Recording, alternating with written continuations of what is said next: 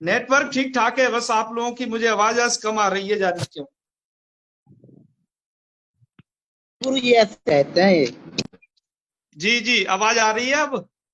जी गुरुदेव आ रही है, जी आप जी आ रही है। कंटिन्यू कीजिए। सम्यक्तया श्रूयते चलिए, मेरी भवता आवाज क्लियर वाणी। आ रही है आपको, इसका मतलब है ना। जी सम्यक्तया आचार्य जी, आपकी सम्यक्तया आवाज आ रही है। चलिए चलिए, तब फिर करते हैं। पूरी तरह है आचार्य, आ रही है आवाज। ओके ओके, फिर प्रारंभ करते हैं आज का विषय। हाँ, तो हम जो अभी पढ़ रहे थे उसमें यह विषय आप लोगों ने देखा होगा, वर्णानाम स्थान परिचय। वर्णों के स्थान परिचय को लेकर के कुछ चर्चाएं हुई थी हम लोगों के बीच में, जिसमें हमने आपको बताया था कि वर्णों का कितना उच्चारण स्थान है, 8 तरीके का ही। और साथ ही साथ आपको ये बताया था कि मूर्धा स्थान इसमें से कहां पर है, तालु स्थान कहां पर है, और दंत स्थान कहां पर है, इत्यादि ये सब बातें आपको बताई गई थी। जी जी आपको, हाँ, अब आवाज आ रही है ना साफ साफ। जी जी सबको आ रही है। चलिए चलिए, बिल्कुल, मैं थोड़ा लीड लगा लिया हूं कि मुझे आपकी आ नहीं रही थी, अब मुझे आपकी भी क्लियर आएगी आप लोगों की। तो जी ये हमने 8 स्थान बताए थे। अब इसके बाद ये 8 स्थान बताना मित्रों इसलिए जरूरी है कि हम आपको उच्चैरुदात्तः, नीचैरुदात्तः और समाहारः स्वरितः 3 सूत्रों को समझाना चाहते हैं, जिसके कारण हम आपको ये समझा पाएंगे इन तीनों सूत्रों के विषय को। और मैं आपसे कहता हूं, आप लोग थोड़ा धैर्य बांधे रखें। यह उच्चैरुदात्तः, नीचैरुदात्तः, समाहारः स्वरितः, इस प्रकार के कुछ सूत्र हैं कि ये सन 2018 में मुझे समझ में आए। जिस तरीके से कौमुदी की जो ग्रंथ है, उधर जो रीति है, उस रीति से समझना इन्हें थोड़ा मुश्किल है। अतः मुझे सन 2002 से पढ़ते पढ़ते 2018 तक ये समझ में आया कि अच्छा, इनको इस तरीके से कुछ लगाना चाहिए। तो ये कुछ चीजें जी थी जो आप लोगों को अब हमें वो शेयर करनी है। थोड़ा आप लोग म्यूट रखें तो हमें ज्यादा आसानी होगी। हाँ होस्ट बना दीजिए, मैं कर लूंगा। जी जी जी। तो आगे सुनते हैं, फिर करते हैं यह काम, बीच में यदि कोई करेंगे। तो अब आपको इन स्थानों को बता करके अगली स्लाइड में ले चलते हैं, जहां इसका अब यूज होने वाला है। हम इस स्थानों को आपको फिर दोबारा से जोड़ेंगे। और कल का एक शंका था जो है वो नेक्स्ट पिछली क्लास का, सूर्य नारायण सूर्यकांत जी हो इसमें, यदि मेरी आवाज को सुन रहे हो तो वो सुनेंगे अपने इसको। जी उन्होंने एक प्रश्न किया था, आप सबको ध्यान हो इस स्लाइड में से। उनका क्या कहना था कि संगीत शास्त्र में इनका तो क्रमशः वर्धन होता है स्वरों का, अर्थात श से रे तीव्र में होता है, उससे इत्यादि इत्यादि, ये सब बताया था। कई बढ़ते हुए क्रम में होते हैं। तो मैं जानकारी के लिए बता दूं कि जब से हमारे यहाँ संगीत में 2 प्रकार की परंपराएं हैं जिनका मिश्रण हो चुका है। एक तो प्राचीन परंपरा है कि उसमें आधुनिक परंपरा आ चुकी है। हारमोनियम वाली जो परंपरा है, यह आधुनिक परंपरा में आता है, जिनमें क्या होता है, रे ग ध नी, यह जो स्वर हैं, ये स्वर कोमल भी माने जाते हैं, तीव्र भी माने जाते हैं। लेकिन जो विशुद्ध संगीत है, जहां से तानपुरा से स्वर जो लगाए जाते थे, उनमें क्या रहता था कि तीव्रता के साथ साथ इनमें इनका अनुदात्त इनमें अक्षुण्ण रहता था।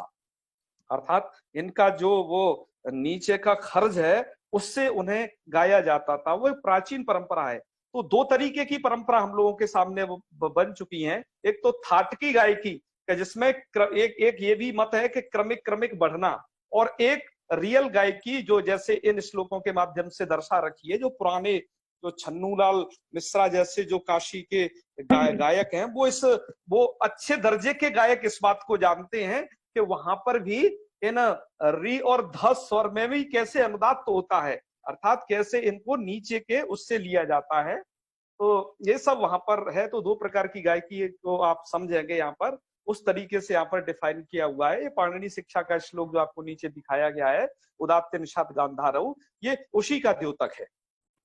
तो अब हम आगे बढ़ते हैं। और हम अब बढ़ते हैं उच्चैरुदात्तः सूत्र के साथ।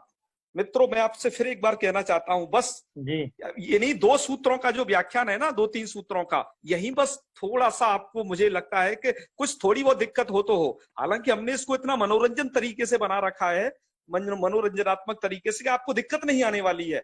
फिर भी कदाचित महसूस होगी तो यही होगी। इससे आगे आपको लिए यह ग्रंथ बहुत सरल होगा, ये आप समझिएगा। तो आइए अब हम पढ़ते हैं कि पाणिनि जी के मत में, ये तो अब पिछला जो हमने आपको बताया था, ये बताया था कि अन्य शिक्षा ग्रंथों के अनुसार, अर्थात षड्ज, ऋषभ, धैवत इत्यादि स्वरों के अनुसार हम कैसे उदात्त अनुदात्त स्वरित को जान सकते हैं, वो फर्स्ट तरीका था। अब सेकंड तरीका आपके सामने प्रस्तुत है, पाणिनि जी ने सूत्रों द्वारा भी बताया है। तो इसमें हमने 2 डिवाइडेशन किए हैं। तो सबसे पहले हम आपको जो पाणिनि जी का ये वाला मत है, ये आपके सामने लाते हैं। आप इसी को थोड़ा दिमाग में रखिएगा। हमारा सूत्र है उच्चैरुदात्तः। यह सूत्र, इस सूत्र का पदच्छेद आप देख रहे होंगे, उच्चैस और उदात्तः। ये आप थोड़ा संधि कर दोगे तो उच्चैरुदात्तः ऐसा कुछ जाकर के बन जाएगा। इसका अर्थ कैसे करना है मित्रों? अर्थ करने की परंपरा देखिए। हालांकि लघु सिद्धांत कौमुदी में यहाँ पर वृत्ति नहीं दी गई है। आप लोगों के पास जो ग्रंथ है, जो हमने गीता प्रेस का मूल भेजा था संस्करण सबसे पहले, उसमें इस सूत्र की वृत्ति अर्थात अर्थ को नहीं लिखा है। कारण के सूत्र से अर्थ स्पष्ट है, इस कारण से। लेकिन उसकी टिप्पणी आप देखोगे नीचे, तो वहां पर उसका कुछ अर्थ दिया गया है, और सिद्धांत कौमुदी ग्रंथ में इसका अर्थ दिया हुआ है।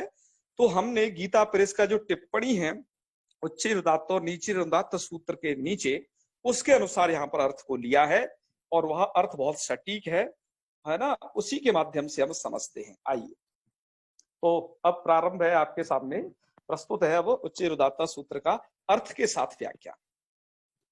तो अब देखिएगा आप, उसमें अर्थ किया गया है। इसमें एक बार ध्यान रखिएगा, हमने जो ब्लैक कलर कर रखा है, जैसे तालवादेशु, और एक नीला कलर कर रखा है, नीले कलर में उसकी व्याख्या है, ठीक है ना।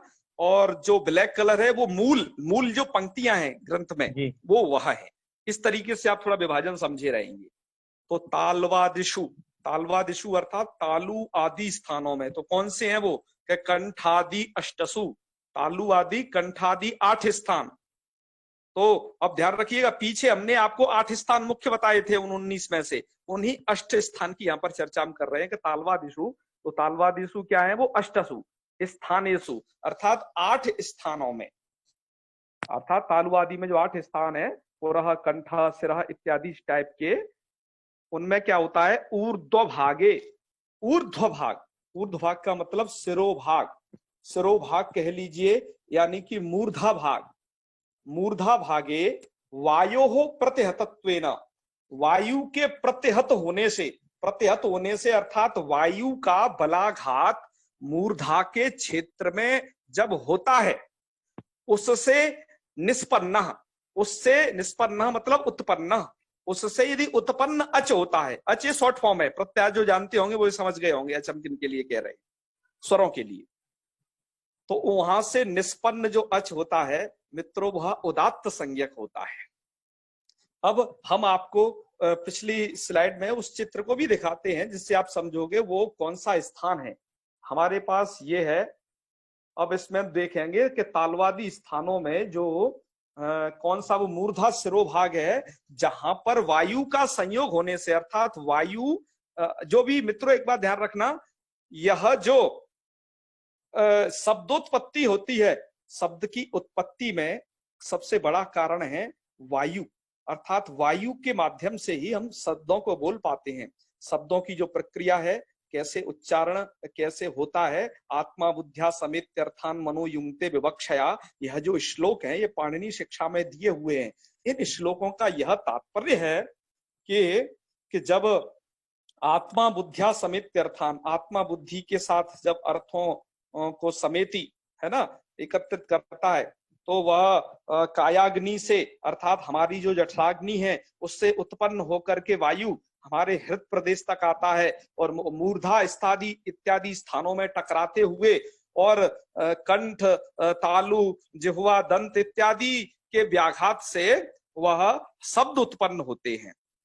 तो यहाँ पर भी आप उदात्त के विषय में यही समझेंगे कि जब जो वायु है वो प्रयत्न से प्रेरित होकर के जब ऊर्ध्व गमन करती है तो उस वायु का संयोग अर्थात सबसे अधिक टकराव उदात्त को बोलते समय जो होता है वो हमारे मूर्धा प्रदेश में होता है। मूर्धा का स्थान हम आपको बताए थे, यह 5, यह जो 5 है यहाँ एक मूर्धा प्रदेश है। तो इस एरिया में मित्रों क्या होता है, वायु का आघात सबसे अधिक होता है। वायु का आघात अधिक होने से वह उदात्त उच्चरित हो जाता है। यही अब आप एक भाग ये समझ गए होंगे जो कि ये मूर्धा वाला है ना, जिसको कहा जाता है कि ऊपर सिरोभाग। तो यह जो यह वाली जो स्लाइड है आपके सामने, इसमें यही दर्शाया गया है कि तालवादिषु अर्थात कंठादि अष्टसु स्थानेषु ऊर्ध्वभागे अर्थात ऊर्ध्वभाग में अर्थात मूर्धा भाग में वायो प्रतिहतत्वेन वायु के प्रतिहत होने से अर्थात वायु का बलाघात उस क्षेत्र में अधिक होने से निष्पन्न अर्थात उत्पन्न जो अच होता है वह अच उदात्त संज्ञक होता है। तो आप जब देखो उदात्त का उच्चारण करके देखिएगा, सबसे ज्यादा आघात वही होता है। हमने आपको एक वीडियो शेयर की थी ग्रुप में, उसमें यही था कि आपको उसमें से सीखना था। तो उदात्त कैसे उच्चारण करना था उसमें अ तो इसमें क्या हो रहा है, सबसे ज्यादा बलाघात आपके मूर्धा वायु का जो है वो मूर्धा भाग पर हो रहा है। तो यह उदात्त वहां से जो उत्पन्न अच होता है वह उदात्त संज्ञक होता है। ये इसकी व्याख्या आप लोगों के ये समक्ष रही। उच्च उदात्त को समझ गए होंगे ये आप, है ना, एक तरीके से हमने आपको ये बताया है। अच्छा, एक और तरीका है। अब पहले हम नीचे रुदात्त को पढ़ते हैं, तब और सब चीजों को और इधर वाली व्याख्या को हम बाद में पढ़ेंगे। तो देखिए नीचे रुदात्ता का व्याख्यान आप लोगों के सामने है, बिल्कुल वैसा ही है एकदम, थोड़ा सा अंतर, मतलब उसके थोड़ा अपोजिट। यहाँ पर लिखा है कि तालवादिषु अर्थात कंठादि अष्टसु स्थानेषु अधोभागे, तालवादी में अर्थात जो कंठादि 8 उच्चारण स्थान शब्दों के जो बताए गए हैं उसमें अधोभागे अर्थात अधभाग। जी नीचे सुगतत्र नीचे उदात्त का जो पदच्छेद लिखा है उच्चैः उदात्त है, ये सही है क्या? हाँ, ये थोड़ा गलत हो गया है। आप ऐसा कर लीजिए इसको, हाँ ये थोड़ा ध्यान नहीं दे पाया है, इसको आप कट करके सही कर लेना, ठीक है ना। हाँ, इसके पदच्छेद में थोड़ा दिक्कत आ गई है। इसको क्या लिखना है, ब्लैक बोर्ड में लिखकर दिखा दीजिए, इसको गोल कर दीजिए, समझ जाएंगे लोग कहाँ पर मैं कह रहा हूं। हाँ, यह इस जगह बस आपको क्या लिखना है, केवल ये थोड़ा करिए है बिल्कुल। तो आपको इस जगह क्या कर केवल देना नीचे है, वो उच्चैः शब्द को गोल कर दीजिए। बिल्कुल बिल्कुल। तो यहाँ पर उच्चैः उदात्त, देखो इस प्रकार से कर लीजिए, हम आपको इसमें ही लिख के बता देते हैं। बिल्कुल आपको करना है यहाँ पर, ये तो माँ बन गया, एक सेकंड आप ना लिखे, थोड़ा हम ही लिख देते हैं, थोड़ा रुक जाएं। इसको लिख देते हैं नी चैस, और आगे लिख देना प्लस, और नीचे लिख देना आप लोग अनुदातः। ये थोड़ा इसमें मिस्टेक रह गई है, तो नीचे इस पर अनुदात ऐसा पदच्छेद रख लीजिएगा इसका आप, ठीक है ना। हाँ, तो चलिए आगे बढ़ते हैं। बोर्ड में भी लिख सकते हैं अनुदात, समझ जाएंगे, इस पर समझ गए होंगे, मेरे बोलने से भी समझ जाएंगे साथ लोग। हाँ, यह कोई इतना अच्छा अनुदात होगा नहीं है।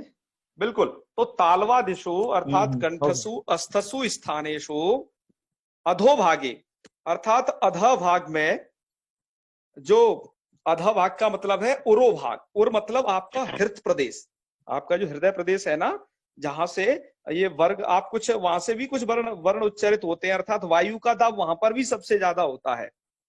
जैसे किन किन वर्णों में होता है आपने वो समझे होंगे, उनको उरस्य वर्ण बोला जाता है। जैसे ब्राह्मण, हा और मां, ब्रह्मा, हिय।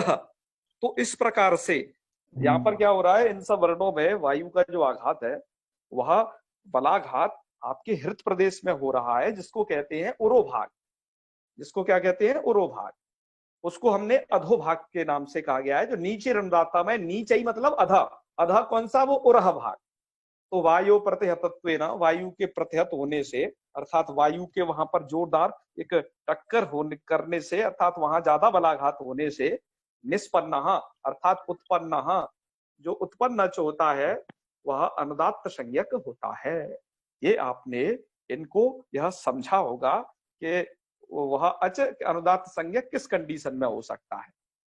अब आइए जो उदात्त की हमने जो ऐसी व्याख्या की है, उदात्त को बोलने में हमारी बॉडी लैंग्वेज कैसी होती है। यहाँ पर हमने कुछ पाणिनि शिक्षा सूत्रम के ये कुछ सूत्र भी यहाँ पर इकट्ठे किए हैं आप लोगों के समक्ष। अर्थात जिन पाणिनि शिक्षा सूत्रों में बताया गया है तो उदात्त को उच्चारण करते वक्त आपकी बॉडी लैंग्वेज, आपका हाव भाव, मुख मुद्रा इत्यादि कैसे हो जाती है, उसका प्रैक्टिकली बताया गया है वहां पर। अच्छा, और दूसरी बात, यह इसी तरीके का कुछ व्याख्यान महाभाष्य में भी उपलब्ध होता है। तो महाभाष्य में जो उपलब्ध व्याख्यान है वह थोड़ा शब्दावली क्लिष्ट होने के कारण हमने पाणिनि शिक्षा सूत्रम का भी वही व्याख्यान हूबहू यहाँ पर लिया है। तो आप इन्हें देखिएगा, बहुत सरल संस्कृत में लिखा है, हमने उसकी हिंदी भी नीचे लिख दी है। तो उदात्त का उच्चारण होने पर क्या होता है, आप सुनिएगा इसको एक बार, कि यत्र क्षम्यताम तत्र यदा सर्वांगानुसारी प्रयत्नस्तीव्रो भवति, अर्थात जहां पर सर्वांगानुसारी प्रयत्नस्तीव्रो भवति, देखते जाइए कि सभी अंगों में जब क्या होता है, प्रयत्न तीव्र होता है। प्रयत्न तीव्र होता है मतलब जब आप उच्चारण उदात्त का करते हो, तो उदात्त का उच्चारण कैसे करके बताया था हमने, इस तरीके से। तो इसमें क्या होता है, हमारे हर एक अंग में प्रयत्न तीव्र होता है, फर्स्ट बात है ना। और तदा गात्राणाम निग्रह, और क्या होता है, गात्रों का निग्रह होता है। गात्र मतलब, गात्र तो कहते हैं अंगों को, देख रहे होगे यहाँ पर, तो गात्र अंगों का निग्रह है। तो अंगों का निग्रह की अपेक्षा हमें यह व्याख्या करना चाहिए कि हमारे कंठ विवर की जो तंत्रियां हैं, ये ध्यान दीजिए, इन कंठ विवर की तंत्रियों का निग्रह होता है। अर्थात जैसे ही आपने उदात्त बोला तो आपके कंठ विवर की तंत्रियां हैं, अर्थात जो नशे हैं, वो कड़ापन आ जाता है, उनमें थोड़ा खिंचाव महसूस होता है उदात्त को उच्चारण करने पर। और क्या होता है, और आगे का देखिए इसमें क्या व्याख्या है, कंठ विलस्य च अल्पत्वम, देखिए कंठ विलस्य च अल्पत्वम, और क्या होता है, कंठ का विवर उच्चारण करने में अल्पत्व अर्थात छोटा हो जाता है, ठीक है ना। और क्या होता है, स्वरस्य वायो तीव्र गतित्वात् रौक्ष्यम भवति, उस स्वर से वायु की तीव्र गति होने से स्वर में कुछ रुक्षता आ जाती है। रुक्षता मतलब कुछ तीक्ष्ण स्वर हो जाता है, पैनापन होता है उसमें, ठीक है। तो ये रुक्षता आ जाती है उसमें। और क्या चीज है, तो आगे लिखते हैं, रौक्ष्यम भवति तम उदात्तम आचक्षति, उसको उदात्त अर्थात उस वर्ण को उदात्त कहा जाता है। तो आपने ये उदात्त को समझा होगा, पाणिनि शिक्षा का 21 सूत्र है ये। और अब है आपके अनुदात्त की व्याख्या। अनुदात्त में ठीक इससे थोड़ा विपरीत होता है, आप ये समझ जाइए। वहां पर क्या होता है, यदा मंद प्रयत्नो भवति तदा गात्राणाम प्रसन्नत्वम, जब मंद प्रयत्न होता है, अर्थात जब आप अनुदात्तोच्चरित करते हो तो वहां पर क्या होता है, आपका प्रयत्न मंद हो जाता है। मंद हो जाने से गात्राणाम प्रसन्नत्वम, गात्रों में प्रसन्नता रहती है। तो गात्र का मतलब हमने बताया था, कंठ विवर की जो तंत्रियां हैं उनमें प्रसन्नत्व अर्थात शीतल होता है, ज्यादा मतलब जोर लगा करके उसमें उच्चारण नहीं करना पड़ता, कैसे बोल देते हैं आराम से उसको, अनुदात्त को तो देखो इसमें आप देख रहे हो, इसमें कोई कंठ विवर पर कोई दिक्कत नहीं आ रही है। इसमें हमारा जो गात्राणाम अर्थात कंठ का विवर इत्यादि ये सब बड़ा प्रसन्न है, इसको तकलीफ नहीं है इसको बोलने में। अच्छा, और क्या होता है, कंठ विलस्य च महत्वम, कंठ विल, इसमें कंठ का जो विवर है वो बड़ा होता है। क्यों, आपको ज्यादा हवा नहीं देनी, आपको ज्यादा जोर नहीं लगाना, तो कंठ विवर भी खुला रहता है, बड़ा होता है का मतलब। और क्या होता है, स्वरस्य च वायुर मंद गतित्वात् स्निग्धता भवति, स्वरस्य च वायुर मंद गतित्वात्, है ना। और ये स्वर के जो है वायु की ये जो गति होती है अति मंद होती है, इसमें वायु की गति के मंद होने के कारण स्वर में क्या होती है, अरुक्षता, स्वर रूखा नहीं होता है, स्वर मीठा होता है, स्निग्धता होती है स्वर में। तो इस तरीके से जो उच्चारण किया जाता है उसको तम अनुदात्तम आचक्षते, उसको अनुदात्त बोला जाता है। ये उदात्त और अनुदात्त का उच्चारण करने पर हमारी बॉडी लैंग्वेज किस तरीके की होती है, इस तरीके का कुछ हमने आपको इसमें ये दिखाया है। अब और एक ये तो हमने जो पाणिनि शिक्षा सूत्र लिए हैं, ये सूत्रात्मक पाणिनि शिक्षा है मित्रों। पाणिनि शिक्षा दो तरीके की प्राप्त होती है, एक तो सूत्रात्मक जिसमें सूत्र कार्य दिए हुए हैं, और एक होती है पद्यात्मक पाणिनि शिक्षा जिसमें 60 श्लोक है। तो वह पाणिनि शिक्षा का भी एक नीचे श्लोक हमने उद्धृत किया है, वह भी इसी बात को देखो लगभग कहता है, आप भी उसको सुन लीजिए। उच्चैरुदात्त नीचैरुदात्त इन सबसे मिलती जुलती उसी की व्याख्या है। क्या लिखा है वहां पर कि अनुदात्तो हृदयर्गेयः, सबसे नीची वाली पट्टी में देखते जाइए उस श्लोक को। अनुदात्तो हृदयर्गेय मूर्धन्य उदात्त उदाहृतः, अर्थ समझ लीजिए। अनुदात्तो हृदयर्गेयः, अनुदात्त का जो है प्रदेश अर्थात उच्च कहाँ जानना चाहिए, हृदय प्रदेश में अर्थात हृदय में समझना चाहिए। और मूर्धन्य उदात्त उदाहृतः, और मूर्धा में क्या है, उदात्त उदाहृतः अर्थात उदात्त कहा गया है। तो मूर्धा का आपको बताइए था कि उदात्त का जो है सबसे ज्यादा जो वायु की तीव्रता है, वायु का जो घात है वह मूर्धा में होता है उदात्त का उच्चारण करते हुए। और स्वरितः कर्णमूलीय, मित्रों स्वरित की हमने चर्चा भी की नहीं है, उदात्त अनुदात्त दो ही चीजों की है यहाँ पर, फिर भी आपको बता देते हैं स्वरित के विषय में, चूंकि आके व्याख्यान करने ही वाले हैं। तो स्वरितः कर्णमूलीय, जो स्वरित होता है वो कर्णमूलीय होता है, अर्थात कान के मूल भाग। तो देखिए आप कान के मूल भाग अर्थात सबसे नीचे वाले हिस्से पर थोड़ा उंगली रखिए और उसको लाइएगा थोड़ा इधर अपने ठोड़ी की तरफ, तो समझ जाइएगा यह कंठ जो प्रदेश है, कर्णमूलीय, कर्ण का मूल भाग अर्थात वह कंठ प्रदेश। वह कंठ प्रदेश क्या है, स्वरित का वायु का संयोग स्वरित का उच्चारण करने पर सबसे जो वहां पर दृष्टिगोचर होती है। तो ये स्वरिता कर्णमूलीय कहा गया है। तो इसका मतलब क्या निकला कि अनुदात्त हो गया हृदय में, और स्वरित आ गया आपके कंठ में, और मूर्धा में हो गया उदात्त। ये इस प्रकार की व्याख्या है। और सर्वस्यास्य प्रचय स्मृता, इसका व्याख्यान यहाँ अपेक्षित नहीं है, लास्ट वाले लाइन का सर्वस्यास्य का। तो आप इसे समझ गए होंगे कि पाणिनि शिक्षा में क्या कहा गया है, और भी वहां पर जाकर के आप इसे देख भी सकते हैं कि ये किस तरीके का है वहां व्याख्यान ग्रंथों में। अब ये आपने समझा। अब एक बार स्वरित और बता देते हैं, फिर इस वाली स्लाइड को बताएंगे आपको। स्वरित में क्या होता है, ध्यान दीजिए। स्वरित संज्ञा के विषय में हम यहाँ उद्धृत कर रहे हैं कि समाहारः स्वरितः उदात्तत्वानुदात्त। आठवां सूत्र भाई साहब। हाँ जी, हाँ जी, हाँ, आठवां सूत्र है, ऐसा बता दीजिए, कई लोगों को हाँ समझ नहीं आएगा। बिल्कुल, उससे जस्ट अगला ही सूत्र है, वो हम क्रम से चल रहे हैं, किताब को अपने पास रखेंगे, दिक्कत नहीं आएगी आप। जी जी जी बिल्कुल। समाहारः स्वरितः। अब स्वरित क्या चीज है सुन लीजिएगा। उदात्त अनुदात्त को बता चुके हैं, अब स्वरित को बताने वाले हैं, थोड़ा सा संकेत पहले भी कर दिए हैं। सुनिए, उदात्तत्वान, ये हमने मूलार्थ देखो, मूलार्थ क्या लिखा है आपकी ये लघु सिद्धांत में, शायद ये नहीं दिया गया होगा जो इस वाली में, पर वहां मैंने कहा ना एक टिप्पणी दी हुई है गीता प्रेस वाली किताबों, वहां पर ये अर्थ है। तो सिद्धांत कौमुदी अन्यत्र कुछ संस्करणों में इसको दे भी रखा है, कहीं कहीं नहीं दे भी रखा है। तो नहीं दे रखा है तो यहां से समझ लेंगे, कोई बात नहीं।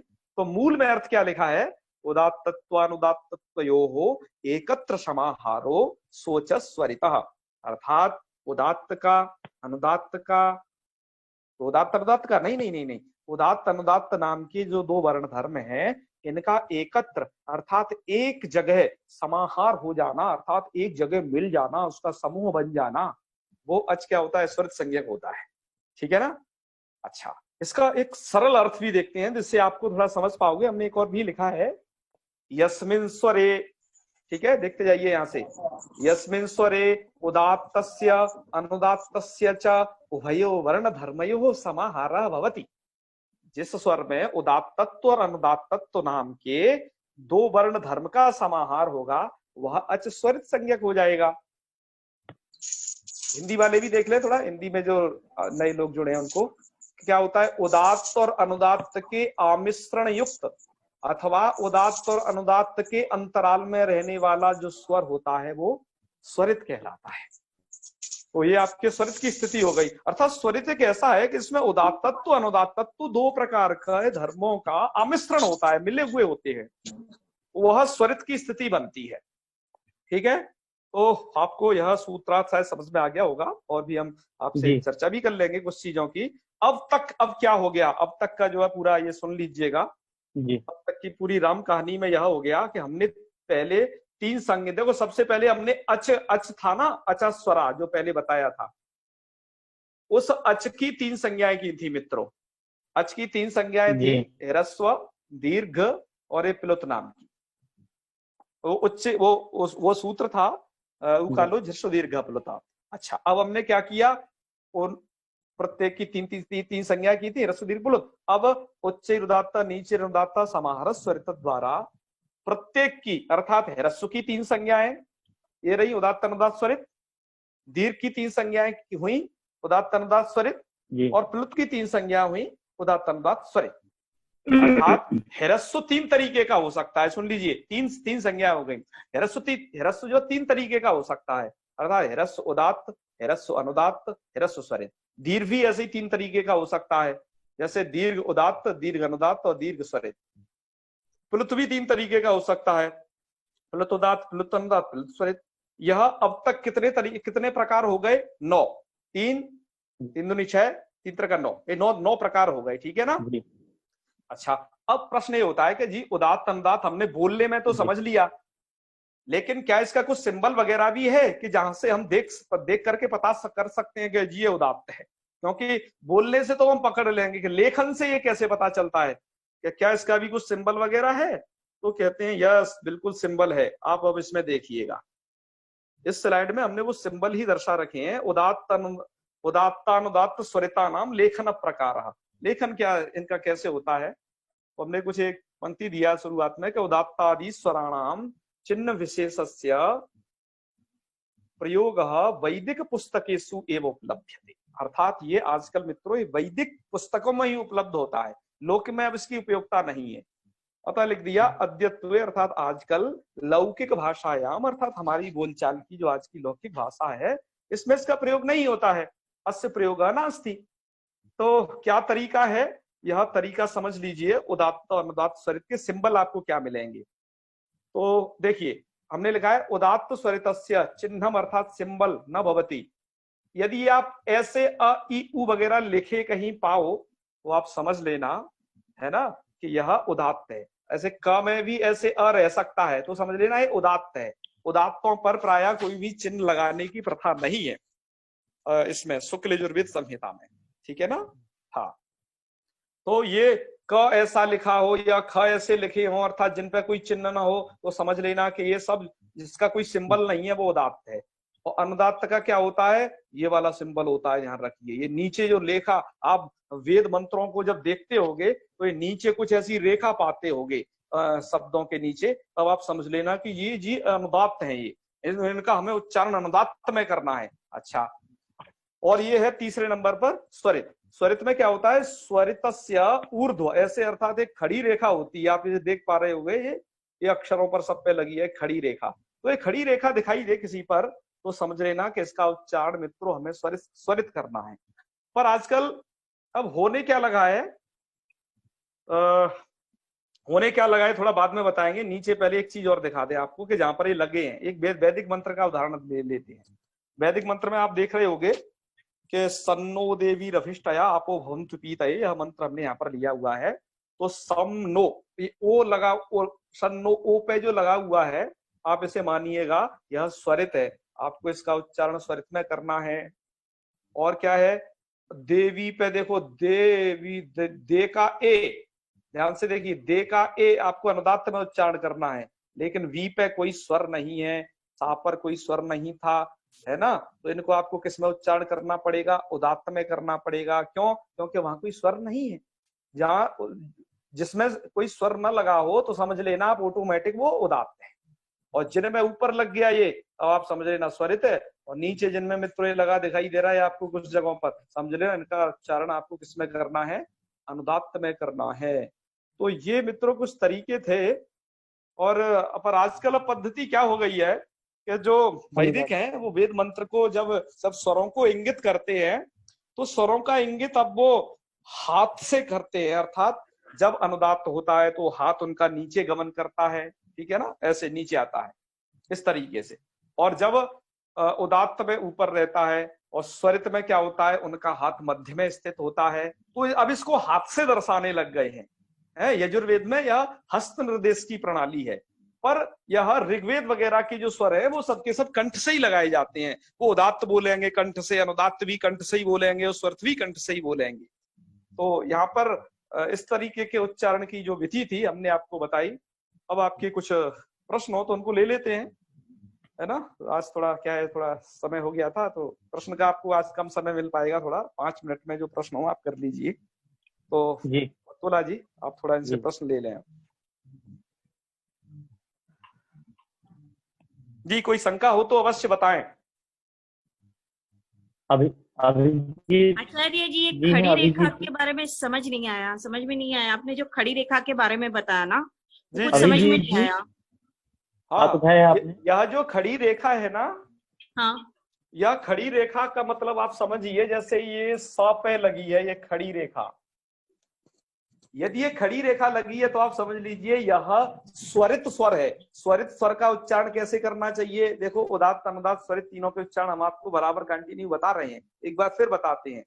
उदात्त, सबसे पहले अनुदात्त, क्योंकि अनुदात्त का उच्चारण स्थान हृदय प्रदेश, जहां पर वायु का संयोग होता है, और स्वरित में कंठ प्रदेश में, मतलब अंदर वायु का जो संयोग तीव्र होता है ना। और सबसे तीव्र उदात्त में अर्थात मूर्धा प्रदेश में, है ना, ये अंदर मूर्धा जो प्रदेश है वहां पर वायु का संयोग सबसे तीव्र होता है। उस तरीके से हमें उच्चारण करने हैं।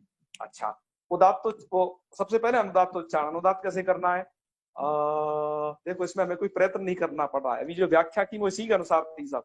समझ लीजिए उदात्त है वो, क्षमता ये अनुदात्त है। स्वरित कैसे करना है, आ, और आपको उदात्त कैसे करना है, अनुदात्त। सबसे ज्यादा, ठीक है ना। एक बार मैं क्रम से उच्चारण करता हूं, ये 3 तरीके का स्वरित। यह रेखा है स्वरित की। स्वरित आपको उच्चारण करना है तो बीच का जो हमने भी करके दिखाया था, यदि रेखा ऐसी कहीं लगी हो, ये वेद मंत्रों पे जब आप देखते होंगे ना कि जो पंडित जी लोग आते हैं उनके पास एक रुद्राष्टाध्यायी अर्थात वेदों की कुछ किताब होती है, उन पे ये स्वर ऐसे दिए रखे होते हैं, कुछ ऊपर कुछ नीचे, कई तरीके के जो है। तो ये सब उदात्त अनुदात्त स्वरित के चिन्ह है जो हमने आपको स्लाइड में भी दिखाए थे अभी, तो आप शायद समझ गए होंगे। इसके यह बताता है कि इसका उच्चारण कैसे करना है, ये सिंबल है स्वरित के लिए।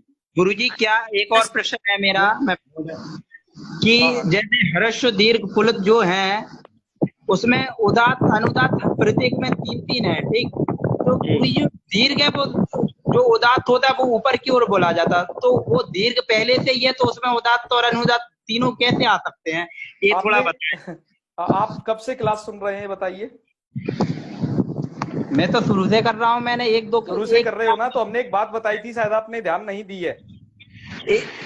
एक बार सुनिए ध्यान से, ह्रस्व दीर्घ प्लुत जो भेद है वो टाइम वाले भेद हैं, उनमें कालकृत भेद उनको बोला जाता है।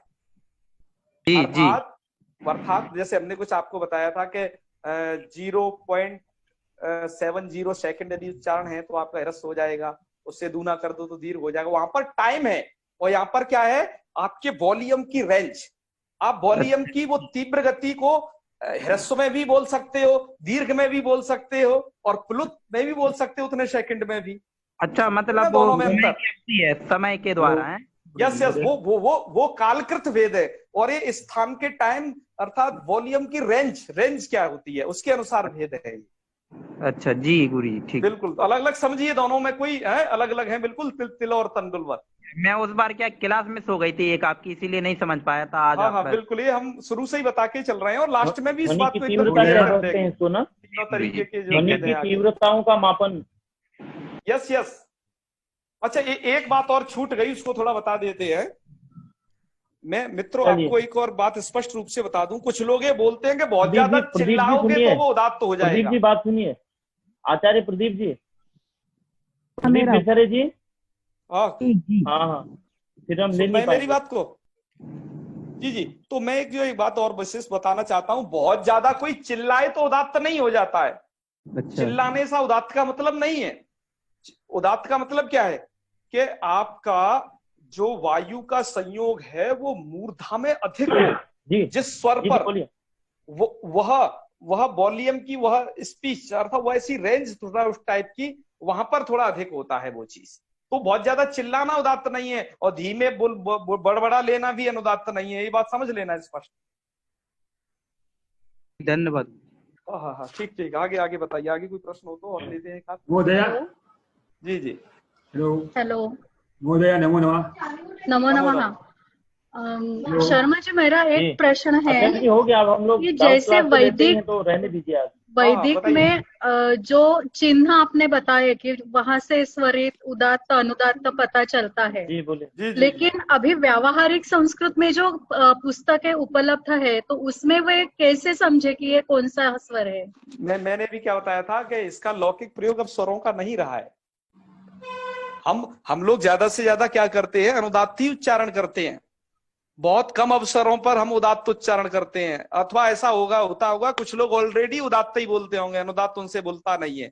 एक बहुत विश्व प्रसिद्ध गायक रहे जगजीत सिंह जी, जो अभी दुनिया में नहीं है, उनका जो स्वर था प्रायः मूल स्वर, वो अनुदात्त स्वर ही बोलते थे प्रायः। और एक प्रश्न है, जो प्रत्याहार हमने सीखे हैं, जी जी तो वो प्रत्याहार और ये जो सूत्र है, तो ये क्या कंठस्थ करने पड़ते हैं या ध्यान में रखने की क्या उसका कोई ट्रिक है?